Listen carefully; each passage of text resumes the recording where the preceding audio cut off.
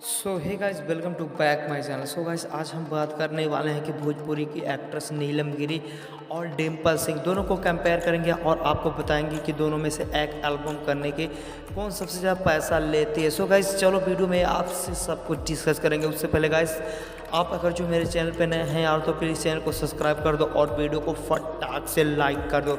So guys, पहले बात करते हैं डिम्पल सिंह की। तो गाइस, डिम्पल सिंह का सॉन्ग काफ़ी ज़्यादा इतना अच्छा परफॉर्म्स करते हैं कि गाना काफ़ी सुपर डुपर जाता है। गाइस, उनका डांस काफ़ी बेटर रहता है। सो गाइस, वही बात करें उनकी एक सॉन्ग के फीस के बारे में तो 30 से 40 हज़ार रुपया पर सॉन्ग लेती हैं डिम्पल सिंह जी।